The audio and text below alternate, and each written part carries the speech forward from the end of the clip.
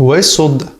السلام عليكم ورحمه الله وبركاته، اهلا وسهلا بكم في حلقه جديده من حلقات قناه التصوير المصري. معاكم محمد فتحي، ودي محاضره من محاضرات كورس تعليم التصوير الفوتوغرافي للمبتدئين. قبل ما نخش في الحلقه صلى على النبي كلنا ناخد الثواب الاول ونروح لموضوع حلقتنا النهارده. موضوع النهارده هو تاني ضلع من اضلاع مثلث التعريض الضوئي او الاكسبوجر تراينجل، الا وهو سرعه الغالق او الشاتر سبيد. سرعه الغالق او الشاتر سبيد. عارف ان انت اتعقدت من اول الكلمه ما قلتها، بس اصبر اتقل على رزقك. سمعت صوت في اول الحلقه ده؟ الموبايل وهو بيصور، ده صوت اللي بنسمعه واحنا بنصور باي كاميرا، اللي هو ما تسالتش ايه الصوت ده وليه بيحصل وايه اللي بيخليه يحصل جوه الكاميرا، ولا ده صوت متركب ولا في حاجه بتتحرك جوه الكاميرا فعلا. بالنسبه للموبايل فهو صوت متركب طبعا، انما بالنسبه للموضوع الكاميرا فالموضوع بتاعنا كبير. سرعه الغالق او الشاتر سبيد، وهو تاني اهم ضلع في مثلث التعريض الضوئي. هم ثلاثه مهمين طبعا، بس هو ده تاني واحد فيهم. التصوير او الكاميرا بتصور ازاي؟ لازم نفهم بتصور ازاي عشان نقدر نعرف دور الشاتر سبيد او دور سرعه الغالق، او ايه هو الغالق عشان نعرف ايه اصلا سرعته. اعتبر وشي ده السنسور، في ستاره ايا كان الميكانيزم بتاعها ازاي او طريقتها ازاي، بتبقى قدام السنسور، بتنزل من فوق او بتنزل قدام بعض ايا كان، بس هي حاجه قدام السنسور بتقطع الضوء بمعنى اصح عشان تحفظ الصوره على السنسور. يعني لما تيجي تاخد الصوره الكاميرا تاخدها ازاي؟ بيحصل كده، بيتقفل الشتر او بيتقفل الغالق وبيفتح تاني. في القفله دي هو بمعنى البلدي او بمعنى تفهمه او معنى سهل، حبس الاضاءه جوه السنسور كون الصوره. زي ما قلنا في اول حلقه في الكورس ان الصوره بتتكون من اضاءه او ضوء، فهو بيعرف ان انت عايز تسجل اللقطه دي بالاعدادات دي، بيعمل كده خلاص حبس الصوره او قفل الصوره. القفله والفتحه دي بتحصل في جزء من الثانيه. جزء ايه ده؟ في يعني في الاف الاجزاء من الثانيه. بيحصل في لمح البصر زي ما انت عارف، او بيسمع في الموبايلات كده زي ما سمعتك في اول الحلقه، او في الكاميرا كده مفيش وقت. ايه بقى يعني؟ طب ده كده الغالق او الشتر. ده الشتر ده تسمعه بره، الشتر هو غالق، اسمه غالق. بيغلق بيقطع الاضاءه عن السنسور عشان يسجل الصوره. تمام؟ ده الغالق. ايه سرعته بقى؟ بتتقاس ازاي؟ عندنا في التصوير سرعته بتتقاس بالثانيه وباجزاء من الثانيه. يعني مش دقيقه، مش نص دقيقه، مش 5 دقايق، لا يا معلم، احنا ثواني. مش بتسمع اللي هو دي بتاخد قد ايه من ودنك وانت بتسمعها. التصوير او في سرعه الغالق بتاعتنا بنتكلم في ثواني، يعني ممكن تستعمل دقايق بس في حالات معينه ومش هنتطرق لها دلوقتي عشان ما تلخبطش مني. انما احنا بنستعمل 1 على 125 جزء من الثانية كمثل، 1 على 150 جزء من الثانية، 1 على 2000 جزء من الثانية. ايه يا معلم؟ عارف ان ايه 2000 جزء من الثانية؟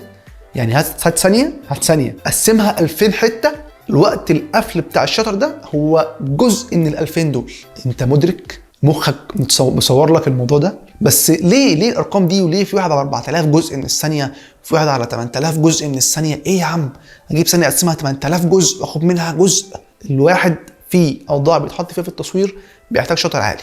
زي ايه؟ زي ما احنا قلنا، هو بيقفل وبيفتح بسرعه عشان يحبس الاضاءه، فانا بتحكم في السرعه دي. يعني انا لو داخلي نور كتير، نور قوي، داخلي شمس جامده قوي وانا مش عايز ادخل له، هتحرق لي الصوره، اصور ازاي يا عم؟ ده الضوء قوي على الكاميرا، الضوء قوي على السنسور، انا مش عايز غير جزء من الضوء ده. فبقول للشتر اقفل وافتح بسرعه فائقه انك تاخد لي جزء صغير من الاضاءه دي. اقفل وافتح في ثانيه الا ثانيه بلغتنا، يعني مش ثانيه في الكاميرا. افتح واقفل في جزء في 1 على 2000 جزء من الثانيه. خد لي اللي هو الحته اللي انا عايزها، خد لي شويه الاضاءه اللي انا عايزهم، ما تفتحليش قوي. لان يعني في الشمس دي ممكن اصور واخلي الشتر 1 على 1 اللي هو ثانيه، هيفضل مفتوح ثانيه.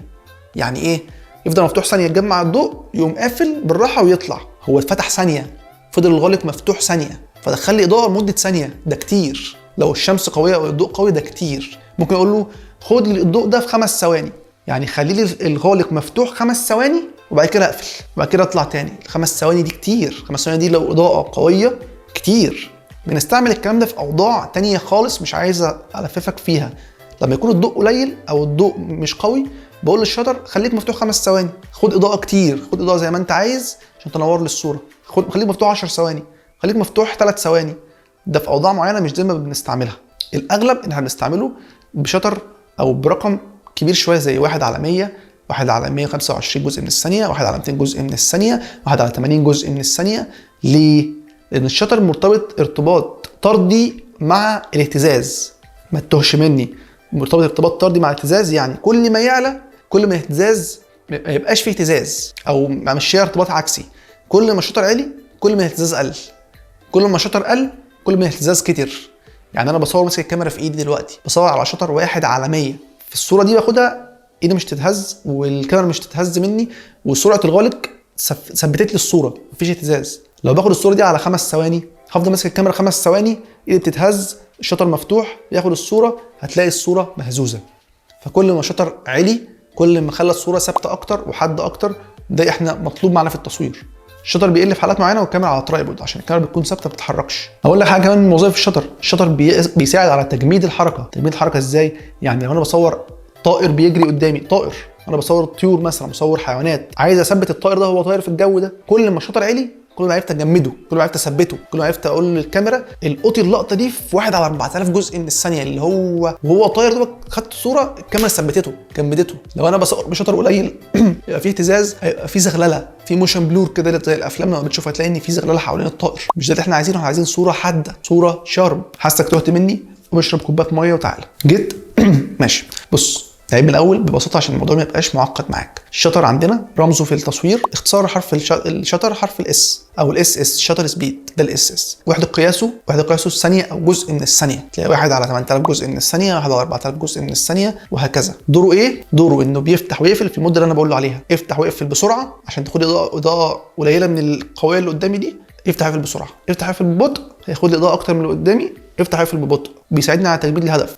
طاير، حد بيلعب كوره، حد بيشوط كوره في الهواء عايز اثبتها وهي في الهواء. كل ما الشطر عالي كل ما عرفت اجمد المشهد، اثبت المشهد. كل ما الشطر قل كل ما المشهد بقى مهتز او المشهد مش شارب. ده باختصار الشطر، وهيفيدك اكتر لما نخش قدام في الحلقه الجايه او واللي بعدها. هتفهم اكتر ازاي تهندل الاضلاع دي كلها مع بعض وازاي اعلي شطر. طب انا سؤال في بالك دلوقتي، انا يا مبتدئ سؤال في بالك دلوقتي، انا عارف انت صور بشطر 1 على 8000، انت صور 1 على 4000، انت صور 1 على 100، انت صور 1 على 80. يا عم انت توهتني خالص. لا ما توهتكش، انا بديك اسس عشان بعد كده هجيب لك في الاخر حاجه تهندل لك كل الاوضاع دي كلها، واقول لك ازاي تستعملها وتستعمل ايه امتى. يبقى الموضوع بالنسبه لك لذيذ ومش صعب ولعبه. يا رب اكون فدتك وما تكونش صدعت مني. ولو عندك اي سؤال سيبه في الكومنتات تحت الفيديو. ما تنسانيش من دعائك اهم شيء، وسلام.